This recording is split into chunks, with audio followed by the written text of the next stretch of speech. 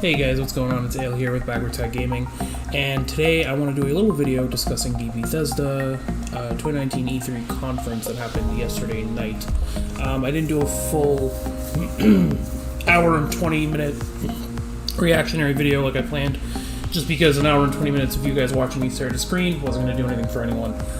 Instead, I decided that I'm going to do them differently. I'm instead just going to break down every conference and say how I really felt about it after watching. So this morning, I took the time, I watched the whole conference, put down the talking points, and I just want to talk to you about what I think about the Bethesda conference, how I feel they could be improved, what was missing, what I honestly think about some of the reveals, and yeah.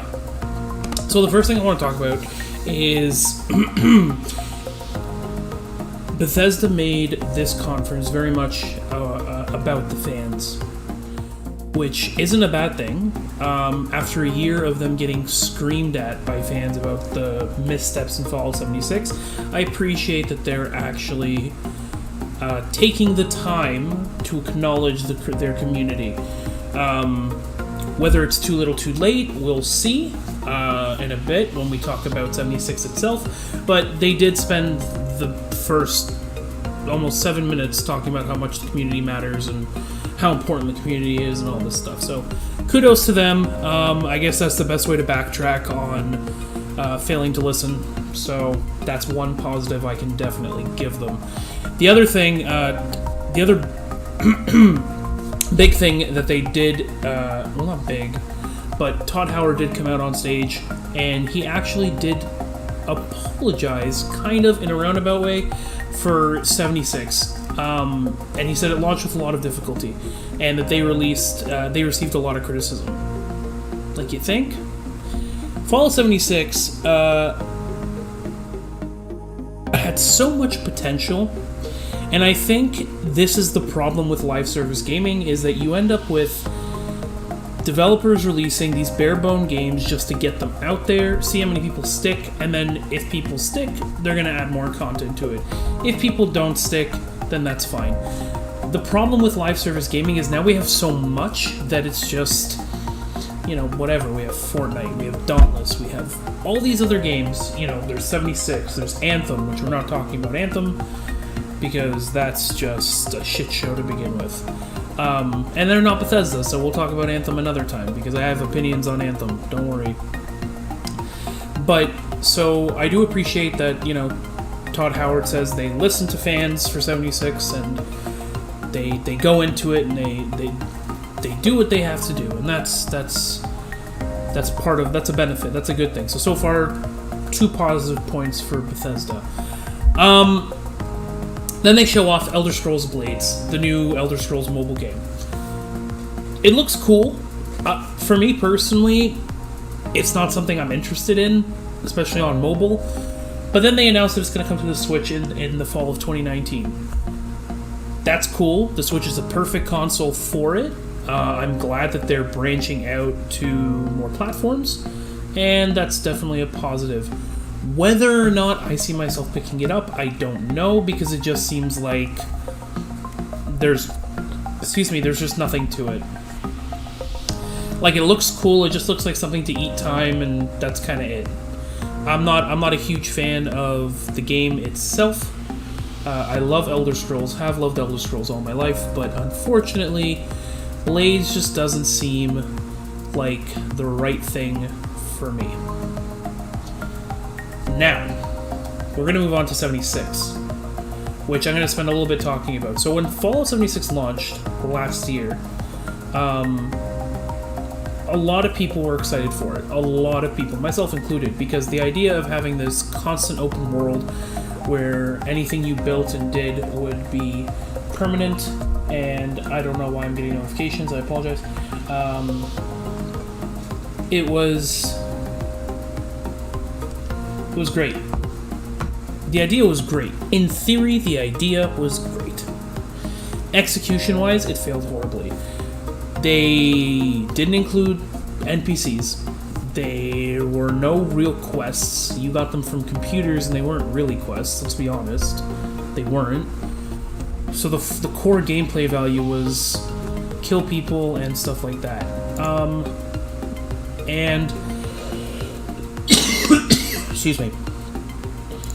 And that worked for about a couple weeks, and then you started to see the cracks. People were pissed. There were a lot of problems with Fallout 76. A lot of problems.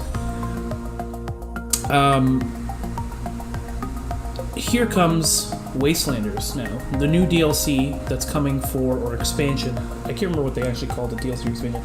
Coming for Fallout 76. And with it, they're releasing human NPCs. Proper quests. More story. And all that's coming in the fall of 2019. So, my question is it too little too late now? He says that they have one of the best online communities in Fallout 76 where people are helping one another and blah, blah, blah, which is, it's cool, it's great, it's awesome. But my question is, again, is it too little too late? Can you fix a live service game a year after by adding what everyone's been asking for? I don't know. I'm hoping, because maybe it'll show that, it'll show to other developers of certain games that, if you listen to your fans and do what they're asking you, maybe there's a chance that you're gonna bring out some positivity and some things might actually work for you. The other thing they announced for Fallout 76 is a new battle royale, the Overseer mode. Why?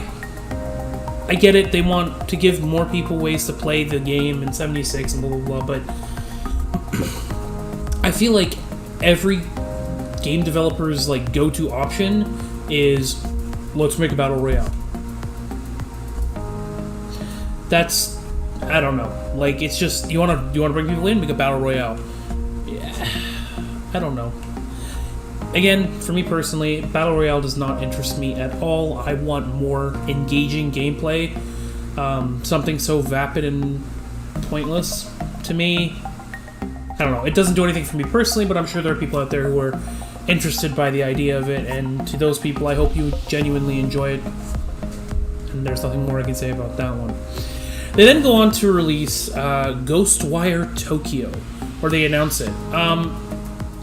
They show off a CGI trailer, which looks cool. Again, not much info on it, though. It's just a CGI trailer. We don't know what the game does. I feel like, and this is the trend in Bethesda's conference, as it were. Aside from a few games, they don't really show us anything substantial. So that might give you a hint at where I'm going with my final score on their E3 conference. It looks cool, but CG always looks cool. What I would have preferred is, if you're announcing, and I always say this, if someone's announcing a new game, a CGI trailer is fantastic. But what's more fantastic? Show us gameplay. Give us something we can sink our teeth into, we can analyze, we can understand, and we can interpret. CGI trailers, they show us nothing. They show us people who are really good at creating visual graphics and visual fidelity, but show us nothing of what the core game is going to be. Pretty things are great, but empty at the end of the day. Especially when it comes to CGI trailers. And then they moved on to Elder Scrolls Online. ESO is huge. It's just last week, they announced, or I think it was over the weekend, they announced they have 13 million active players, or have 13 million active accounts, not including trial accounts, which is just insane. Which, good for them. I mean, they clearly understand the MMO model. Them and Final Fantasy XIV, they both understand the MMO model. Something that Blizzard seems to have forgotten. Blizzard set up the model a long time ago, and they just kind of banked themselves on always being the top dog, but it doesn't look that way anymore. It really doesn't. But I'm glad ESO is getting so much love. They announced the new expansion to Elsewhere, being Dragonhold, the introduction of the Dragon Guard. I'm all here for it. More story, more lore. Bring it on. The one funny thing, in the CGI trailer, they had a Khajiit, and the CGI for the Khajiit was just kind of hilarious. I found myself laughing at it, but looked good. Again, CG always looks good. But yeah, Elsewhere's Dragonhold looks really, really cool, and that's something interesting. They're adding a new mobile game, Commander Keen. It's all about controlling points and stuff like that. Meant to feel like a Saturday morning cartoon. Okay, mobile games are fine so long as they're not horribly monetized and here to steal your soul.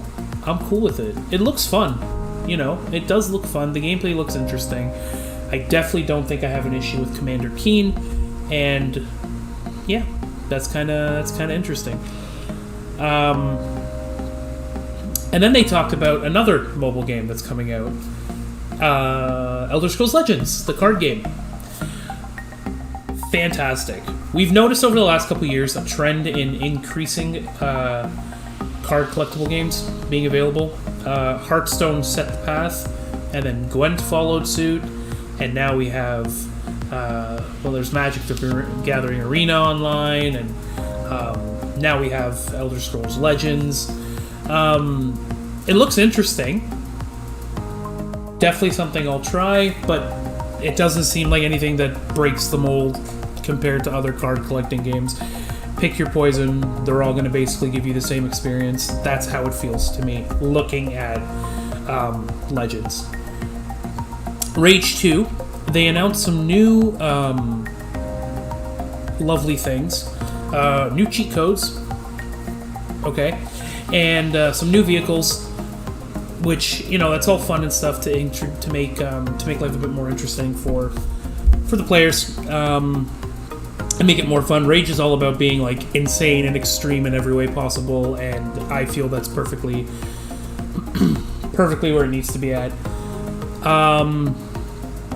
And they also said they're going to be releasing a new X-Pack, Rise of the Ghosts.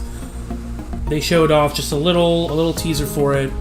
Again, I wish we could just see more, but I think that's always the problem with E3 is it's more like just to tease you, and then the more information comes later.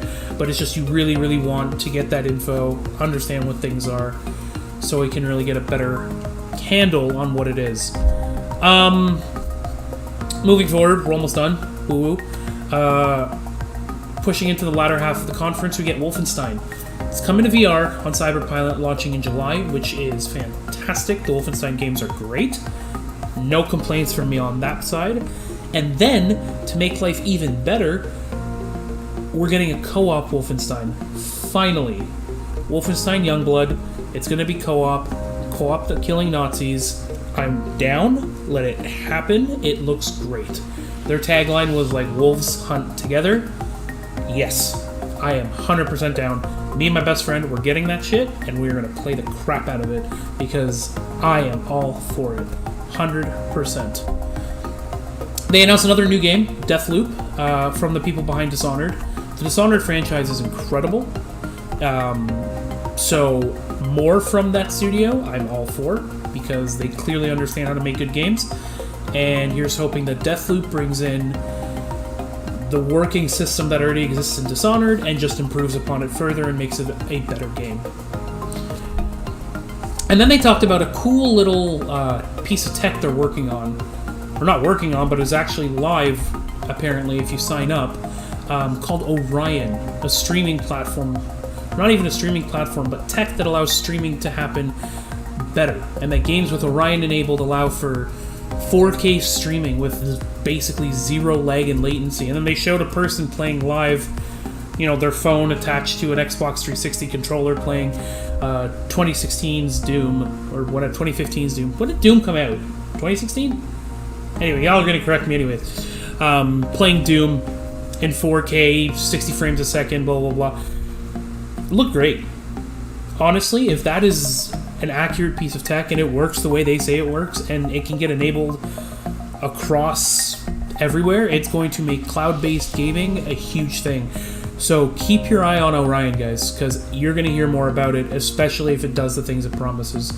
I could very easily see them releasing, like, it's gonna be huge. If every game is gonna need to run Orion in order to make streaming them streaming those big games, no load times, none of that crap. Play it wherever you want, use anything as a secondary screen. Like, it's just, let it happen. And they close out the conference with their big reveal for E3, Doom Eternal, which looks amazing. Doom has always looked amazing. Bethesda has made that franchise feel new again, and it feels new, but it still harkens back to the old, and that's exactly what it needed to do. And Doom Eternal just does more of the same, but in the right way. So props from me on that. They said it's going to have dimension hopping. You're going to see things on Earth that you've never seen before. Going to Heaven and Hell and the Sentinel homeworld. And then they announced that it's coming out on November 22nd, so this year. So it's not going to be something that releases with the new consoles in holiday season of 2020, but something that's coming out now. And then they announced that there's a new multiplayer mode for it called Battle Mode, where it's a 2-on-1 demons versus one fully loaded Slayer multiplayer mode, which looked kind of fun in the trailer release that they did. It looked pretty cool. But now I want to talk about what they didn't unveil. So last year we got the teasers for their new, based on the Creation Engine, space single-player RPG.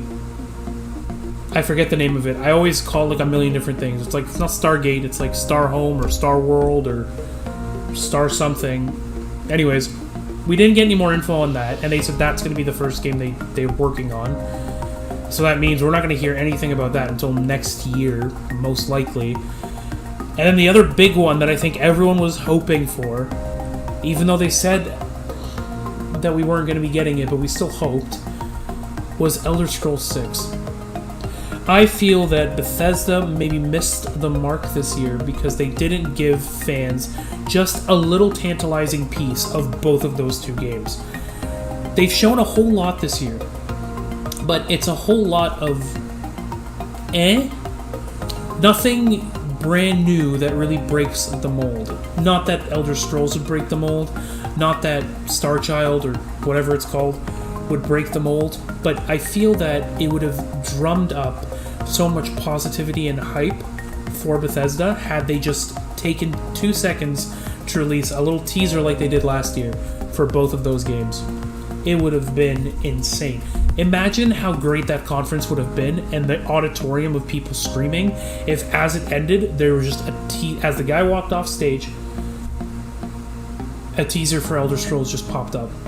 No, not even needing an introduction. Just boom. And it says, more info, E3 next year. So people know, like, damn, it's coming. Here we go. I think that could have been something great. But that's just my opinion. Overall score for Bethesda's conference this year, I'm going to give them a 6 out of 10. I was aiming for giving them a 7 out of 10, but I feel that a 6 is more in line. Again, we're not getting anything crazy and out of the line, just add-ons for games that already exist, bonus points for Youngblood's co-op mode, and Doom Eternal looking really, really good. But otherwise, again, you know, there's things that they're doing that they're trying to take credit for, but it's the community asked for, like in Fallout 76 with the new NPCs and stuff like that. But yeah, my final score for Bethesda this year is a 6 out of 10. Let me know what you think down below in the comments. If you have any suggestions or things you'd like to say, feel free to post them. I listen, I respond, and I love to hear what people have to say. So until next time, guys, I'm Ale, and this is Backwards Hat Gaming, and we'll see you next time.